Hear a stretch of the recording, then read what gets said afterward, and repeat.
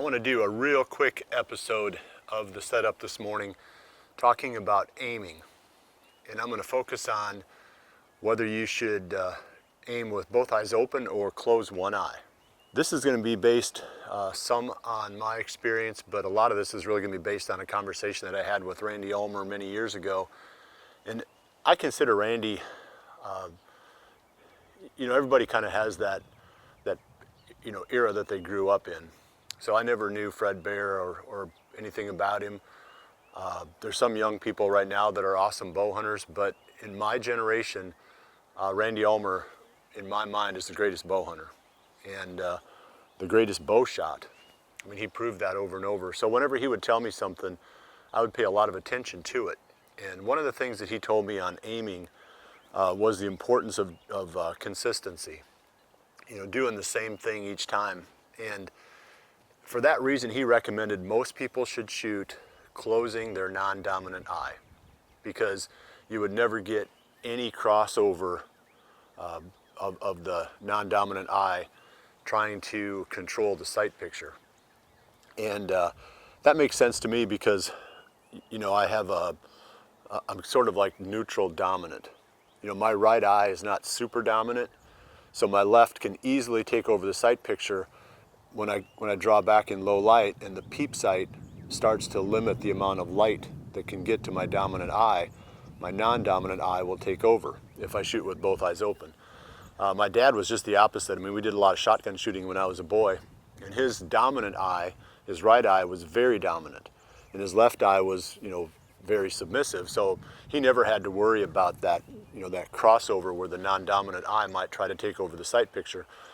So for me, I had to come up with a way to shoot where I felt like I got the most of the best of all worlds. I wanted to be able to see what was going on around me because, as we all know, especially whitetail hunting, you're not really shooting at a stationary target some days. The buck is moving through or the doe is moving through, and you have timing that comes into play. You have small openings that you have to shoot through. You really need to be able to see what's going on and then narrow it down to that pin when the moment comes to take the shot. So I started adopting a method of squinting my left eye, my non-dominant eye. I wouldn't close it all the way. I would just squint it, just enough to keep it from becoming, or from controlling the sight picture when the light was low and the peep sight was partially blocking my dominant eye. That worked for me. And again, when I mentioned it to Randy, he said you just got to be really, really careful that you practice that very consistently in all light conditions, so that you don't have times when, because of certain situations, you just aren't doing it, correctly. So then you're not going to be, well, in his mind, obviously consistent. You're not going to be doing the same exact thing every single time. So that's the hybrid system that I came up with, was squinting the non-dominant eye. If you have a really strong dominant eye, you don't really have to worry so much about closing your non-dominant. But most people, and this was, Randy really brought that home to me, is most people are going to do better by closing their non-dominant eye. So hopefully that helps you. There's a lot to aiming a bow.